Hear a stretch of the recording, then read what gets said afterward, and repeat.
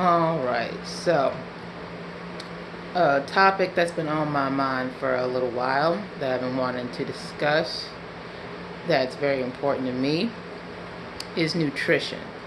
Now, I'm not a nutritionist, nor do I claim to know all that I'm doing.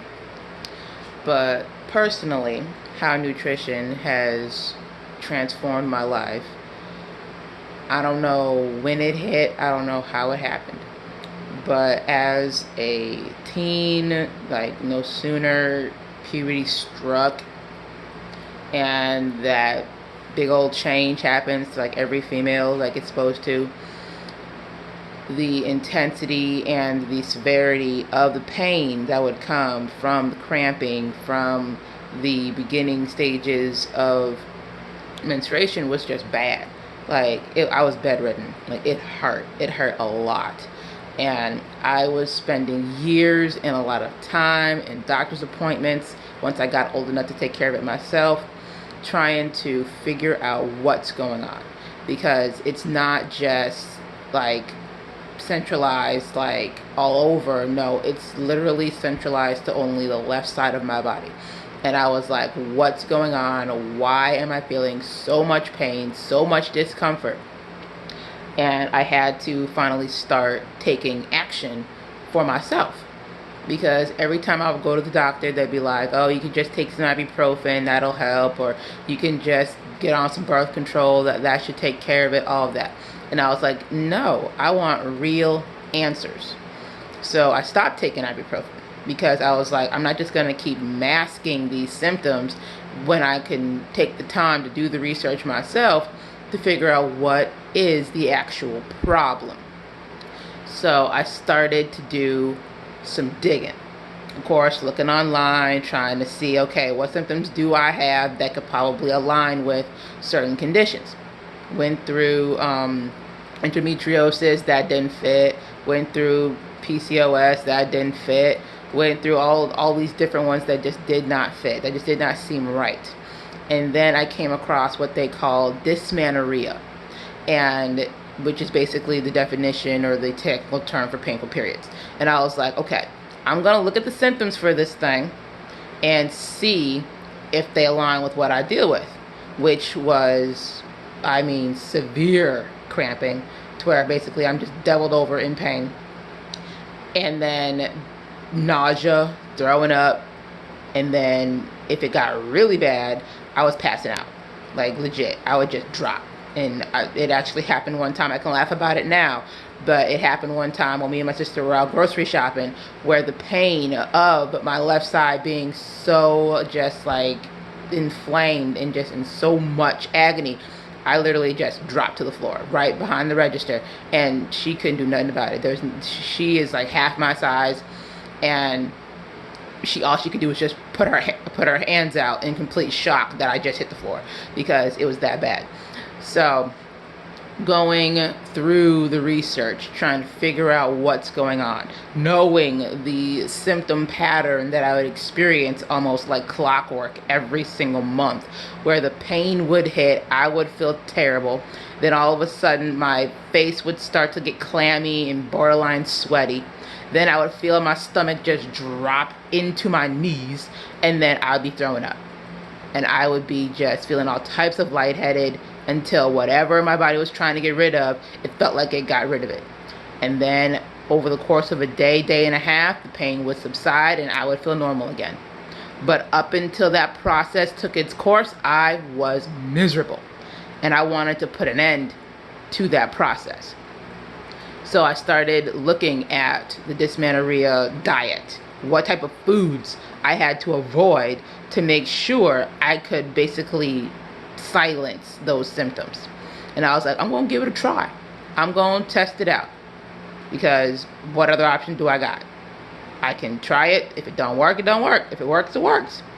And by the grace of God, it worked. Taking the sugar out, taking the processed like pasteurized dairy out, and basically just eating real food, which can cure a lot of things if you hear what I'm not saying. Nudge, nudge, wink, wink. just eating real food, starting to cook my own meals at home, eating out at fast food places a lot less, cleaning up my diet, shopping around the outer exterior of the store, not just in the middle where all the packaged items are. And if I did have to go into the middle for those packaged items, I was reading everything. I was making sure that if I didn't understand a word, I didn't care how long it took. I was looking that word up in the aisle, making sure I knew what that ingredient was, so that I could keep my symptoms at a dull roar.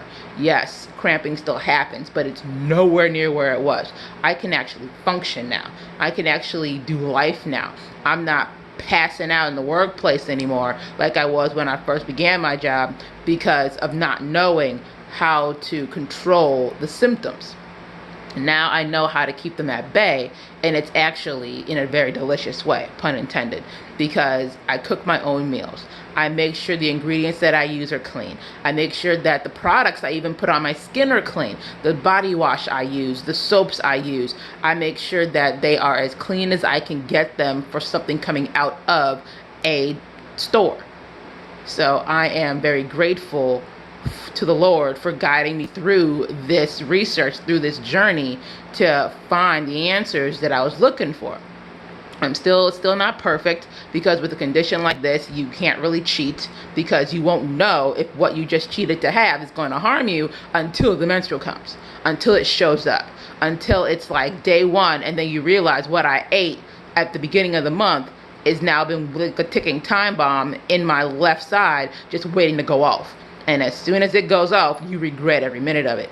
So it's not like you're able to be like, oh yeah, I can have this processed food this day, or I can have this highly chemicalized ingredient over here this day. It ain't gonna do nothing to me. No, it's just a laying in wait for something to just ignite it and to go off. So like having to strictly be careful all the time is not fun. I promise you that. So the trueness of the journey is still in effect, to be completely healed from this thing, so that I can enjoy what I want without having to worry about it affecting me when the menstrual comes, that it's not going to sit there like a ticking time bomb just waiting for my body to react to it. Like, no, that's not fun for nobody. No one should have to live like that.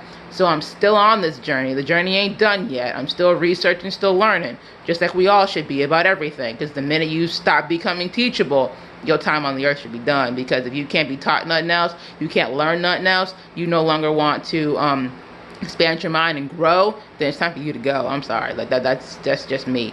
That's just how I believe. As soon as you're no longer teachable, no longer moldable, no longer able to put any extra tools into your toolkit, that means that you have reached a plateau and it's time for you to go. Okay? So I just wanted to share that to see if there's anybody else out there that might be dealing with what I was dealing with, that might be in need of some encouragement or some support. If you don't know what to do, how to do it, what to stay clear of, like, take the sugar out of your diet. That's good for everybody. Get that granulated processed mess out of your food. Don't eat it. And diminish that ingredient in your diet as much as humanly possible. Because just doing that alone, which is where I started, without even adding in an ounce of exercise, I lost 25 pounds in 5 months. Just by taking the sugar out alone. That's it. Doing my daily life, going to work. Back when I lived in my blue state, was when this all began. I would go to work, I would do my daily life, but all I would do was stay clear of all sugar. It was extreme. I mean, I didn't eat no fruit. I didn't eat nothing that had any type of sugar in it until my body completely detoxed from it.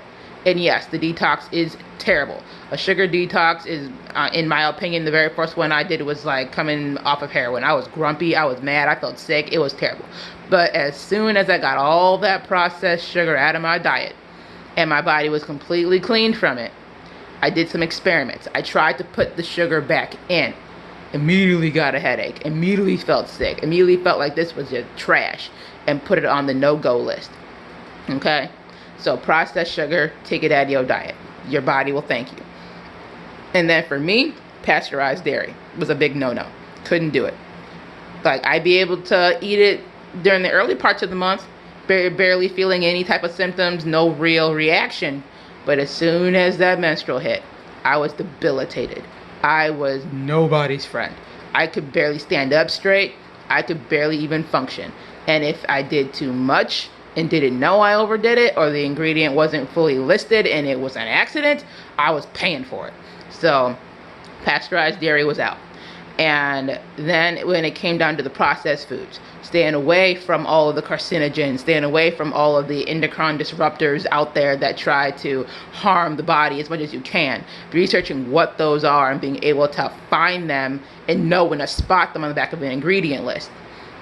So having to teach myself, because I didn't have no one to teach me, so I had to do the research and learn it for myself, which is a skill that a lot of people nowadays don't seem to have.